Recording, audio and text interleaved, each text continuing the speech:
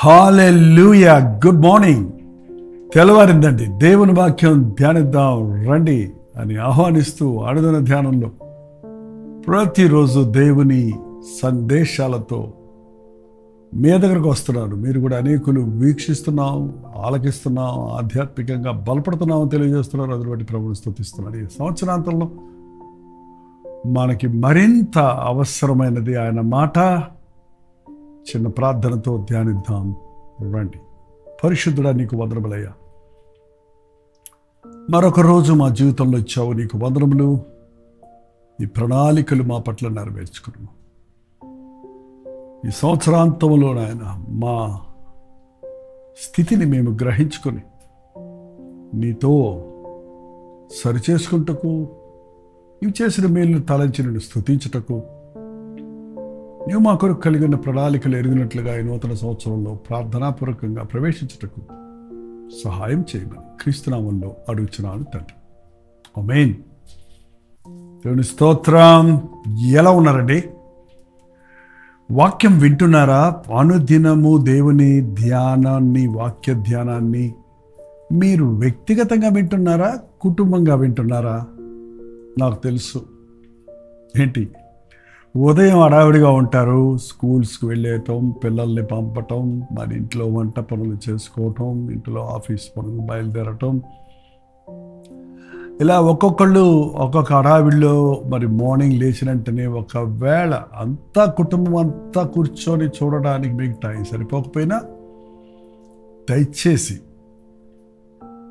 ప్రతిరోజు వ్యక్తిగతంగా వాక్యం ఆలకించండి. బట్ సాయంకాలం మీకోసం కల్వరి ప్రతిధ్వని లాక్డౌన్ నుంచి ఇప్పటిదాకా కొనసాగిస్తున్నాం. 9 గంటలకు తీరిగ్గా మీ పనులు ముగించుకొని ఒక గంట సేపు దేవుని సన్నిధిలో కుటుంబంగా కూర్చొని, రాగలిగితే జూమ్లోకి వచ్చి లేదా లైవ్లో మీరందరూ కలిసి కుటుంబంగా వీక్షిస్తే ఆ దీవెనే వేరండి. ఇవాళ విశ్వాసుల కుటుంబాల్లో కూడా ఐక్యత లేకపోవడానికి, భేదాభిప్రాయాలు కలగటానికి, అపవాదికి చోటు దొరకటానికి కారణం ఏంటో తెలుసా? ఆధ్యాత్మికంగా కుటుంబంలో ముఖ్యంగా భార్యాభర్తలు ఒకే విశ్వాసంలో, ఏక మనసులో, ప్రార్థనలో, దైవ జ్ఞానంలో ఎదగని మూలాన్ని. చాలామంది కుటుంబాల్లో భార్య ప్రార్థించేదిగా ఉంటుంది, భర్త ప్రార్థించడు. కొన్ని కుటుంబాల్లో భర్త ప్రార్థనపూర్వకంగా ఉంటారు, భార్య పనులంటూ నిర్లక్ష్యంగా ఉంటారు. పిల్లల సంగతి ఇక చెప్పనే అక్కర్లేదు. మీ ఇద్దరిలో ఒక మనసు లేనప్పుడు బిడ్డలు ఎక్కడ ఉంటారు? వాళ్ళ దారి వాళ్ళదే. దేవుడు కుటుంబాన్ని మనకు మాత్రమే ఇచ్చాడండి. మీరు గమనించండి, కుక్కలకు నక్కలకు కుటుంబాలు ఉండవు. అవి ఒకదానికి ఒకటి సంబంధం ఉండదు. గ్రూప్గా ఉంటాయేమో కానీ ఫ్యామిలీస్గా ఉండవు. ఫ్యామిలీ బంధం మొట్టమొదట దేవుడు ఆదామును చేసినప్పుడు ఆయన గమనించి చూశాడు, నరుడు ఒంటరిగా ఉండటం మంచిది కాదని సాటి అయిన సహకారినిగా హవ్వను చేశాడు. మరి ఇరువురు ఎంతో సంతోషంగా ఉన్నారు అపవాదికి చోటిచ్చే వరకు. చూసారా? భార్య భర్తను ఎడబాయకూడదు, భర్త భార్యను ఎడబాయకూడదని వాక్యం సెలవిస్తుంది. సాతాను శోధించడానికి వచ్చినప్పుడు హవ్వ ఒక్కతే ఉంది, ఆదాము లేడు. మరి నిద్రపోతున్నాడో, మరి ఏదన్నా తిరుగుతున్నాడో, ఎక్కడన్నా తిరుగుతున్నాడో, ఏ చెట్ల చాటున ఉన్నాడో కానీ ఇద్దరుగా ఉన్నప్పుడు అండి మనం అపవాదిని జయించగలుగుతాం, ఏ విషయాన్నైనా సాధించగలుగుతాం. అది దేవుని ప్రణాళిక. అందుకే 2-3 ఏకీభిస్తే నేను ఉంటానన్నాడు ఆయన.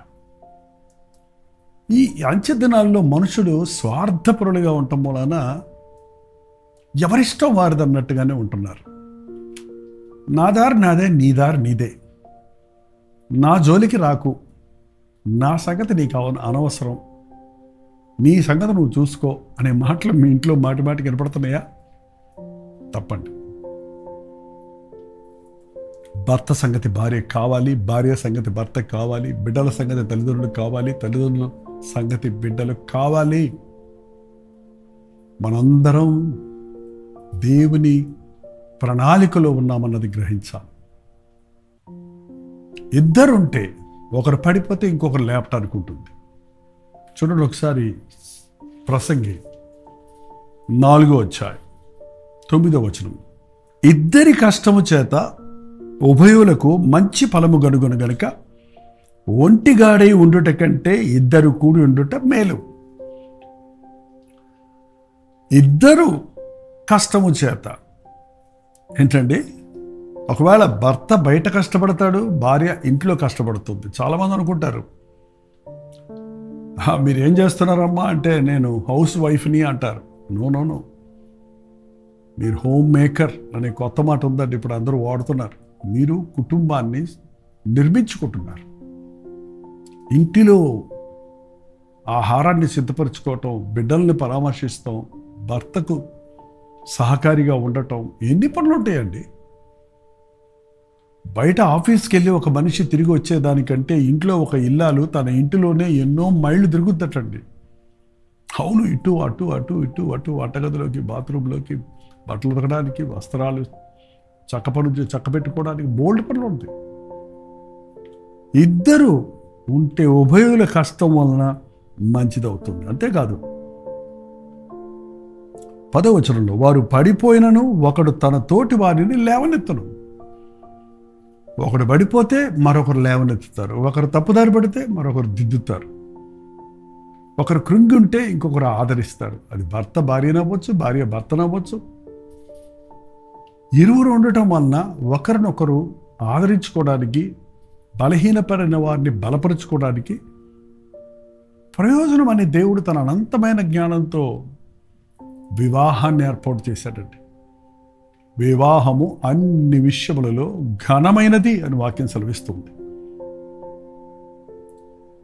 వివాహము విషయంలో ఈ రోజున అపవాది ఎన్నో కుటుంబాలలో విచ్ఛిన్నం చేయడానికి విపరీతంగా ప్రవర్తిస్తున్నాడు.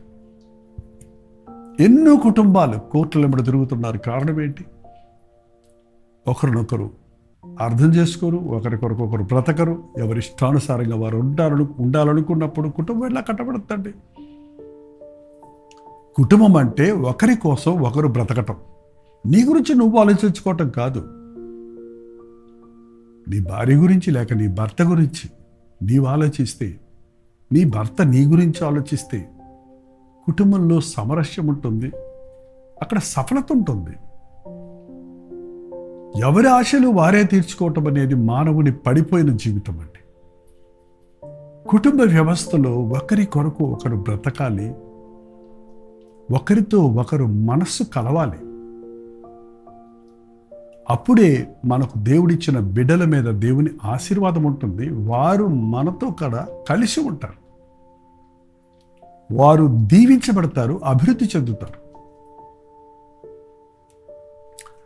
ఒంటరిగా ఉంటే పడిపోయిన ఎడల వాడికి శ్రమ కలుగును, వాడిని లేవనెత్తువాడు లేకపోవును. ఒకడు పడిపోతే మరొకడు లేపాలన్నప్పుడు ఇద్దరు ఉండటం మంచిది. కానీ ఈరోజు మనుషుడు నా ఇష్టం అనేవాడు వేరుండగోరుతాడట. సామెతల గ్రంథం 18:1 చదివితే, వేరుండగోరువాడు స్వేచ్ఛానుసారముగా నడుచువాడు, అట్టివాడు లెస్సైన జ్ఞానమునకు విరోధి.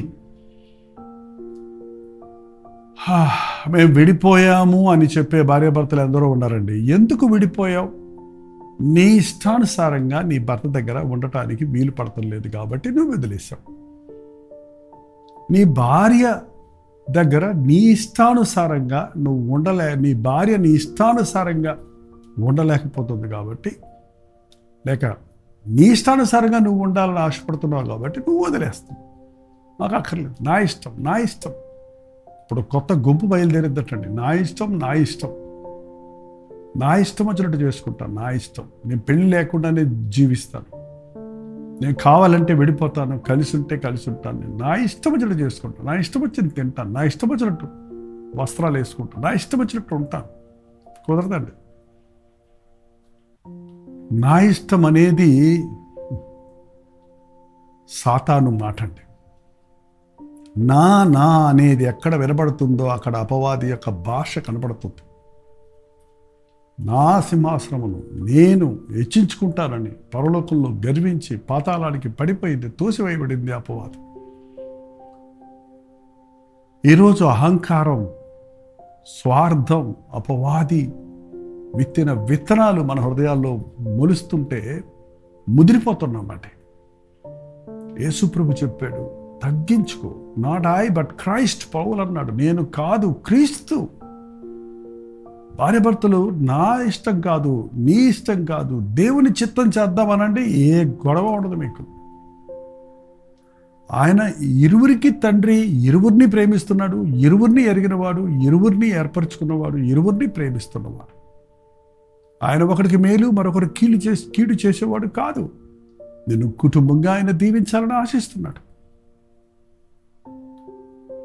కుటుంబాలలో సామరస్యం, ఐక్యత ఉన్నప్పుడు పరలోకానికి నమూనా భూలోకంలో దేవుడు మనకిచ్చిన కుటుంబం అంటే. కుటుంబంలో నీకు సమాధానం లేనప్పుడు బయటికి వెళ్ళి ఎంత గందరగోళం చేసుకున్నా, ఎంత ఆర్భాటం చేసిన ప్రయోజనం ఏముంది? పూర్వం సామెత ఉండేది, బయట పల్లకీల మోత, ఇంటిలో ఈగల మోత అని. బయట మాత్రం అందరూ పొగుడుతూ ఉంటారు, ఇంట్లో మాత్రం కసురుకోవటమే. వివాహ జీవితం అనేది దేవుడు ఏర్పాటు చేసింది. ఈ రోజుల్లో వివాహ వ్యవస్థ మీద అపవాది భయంకరంగా పనిచేస్తున్నాడు. అనేక కుటుంబాల్లో భార్యాభర్తల మధ్య ఐక్యత లేదు.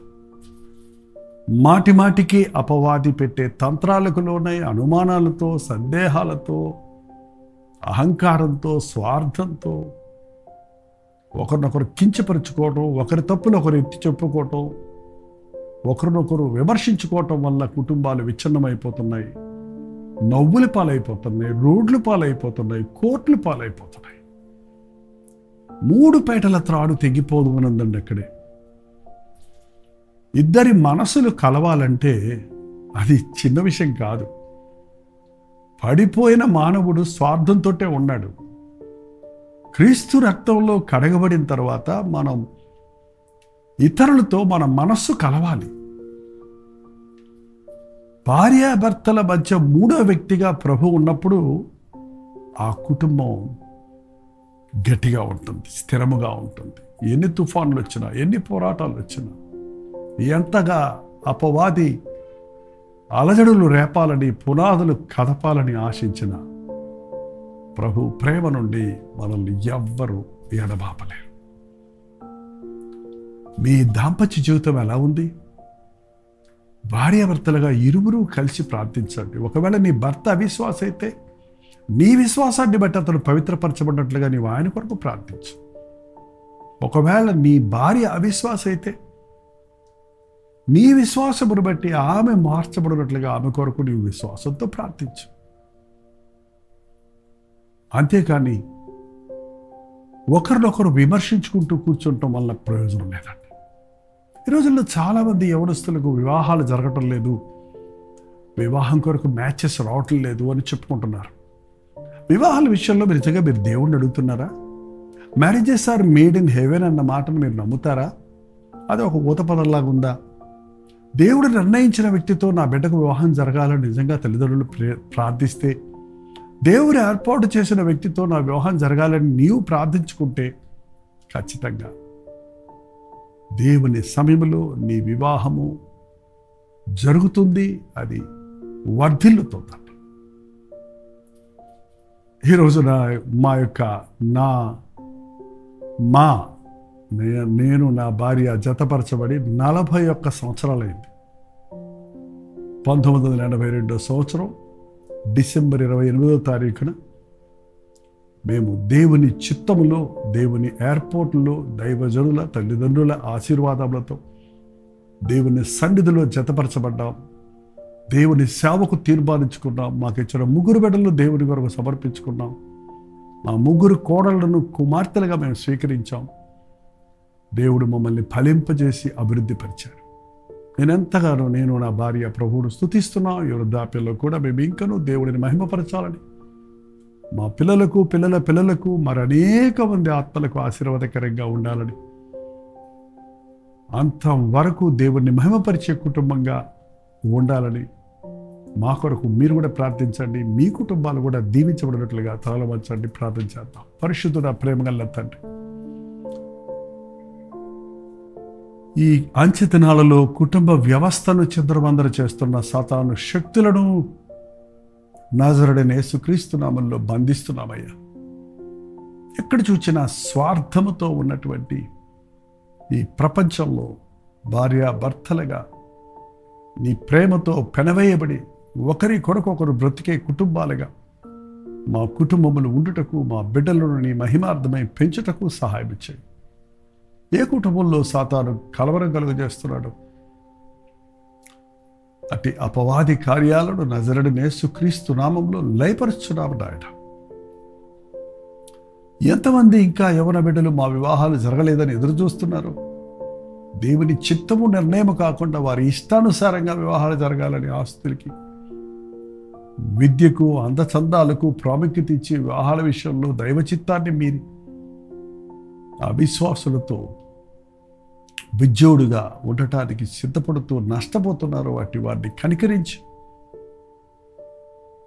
నాకు పెళ్ళే వద్దు, నాకు ఏమీ వద్దని ఎందరూ ఈ రోజున వారి హృదయాలు కఠినపరుచుకుంటున్నారు. వాటి హృదయాలను కరిగించి వివాహం విషయంలో నీ ప్రణాళిక మా పట్ల నెరవేరుటకు సహాయం చేయమని క్రీస్తు నామములో అడుగుచున్నాము తండ్రి. ఆమేన్.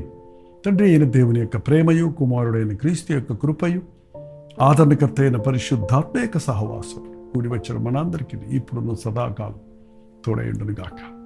ఆమేన్. చెప్పండి, మీ ఇంట్లో సమాధానం ఉందా? మీ కుటుంబంలో కలవరాలు ఉన్నాయా? పోరాటాలు ఉన్నాయా? నిరుత్సాహపడకండి. ప్రభు ప్రేమ మీ కుటుంబాలకు కడుతుంది. ప్రభు సన్నిధిలో మీ రక్షించబడని భర్త లేక భార్య కొరకు విజ్ఞాపన చేయండి. మీ ప్రార్థనను బట్టి దేవుడు వారిని కూడా రక్షణలో నడిపిస్తాడు. మీ కుటుంబంలో ఐక్యతను, ఆశీర్వాదమును అనుగ్రహిస్తాడు. మీకోసం మేము కూడా ప్రార్థన చేయాలంటే 954004 నెంబర్కి, మీరు ఇతర దేశాల్లో ఉంటే 9100100888 నెంబర్కి ఒక టెక్స్ట్ లేక వాయిస్ మెసేజ్ ద్వారా వాట్సాప్ పెట్టండి. ఖచ్చితంగా ఈ విషయంలో ప్రార్థిద్దాం. ఎన్నో కుటుంబాలు, విరిగిపోయిన కుటుంబాల్ని, కలవరాల కుటుంబాల్ని ప్రభు ఈ రోజుల్లో తన ఆత్మను కుమ్మరించి, తన ప్రేమను కుమ్మరించి ఎన్నో కుటుంబాలను కట్టబడుతున్నాయి, దీవించబడుతున్నాయి. మిమ్మల్ని కూడా దీవించడానికి ఆయన శక్తి కలిగిన వాడిగా ఉన్నాడు. ప్రభుత్వమైతే మధ్యాహ్నం 3 గంటలకి హెచ్చరిక, అలాగే రాత్రి 9 గంటల కలుగురు ప్రతి దూరంలో మళ్ళీ కలుసుకుందాం. అంతవరకు దేవుని మహాకృప మీకు తోడైనగాక.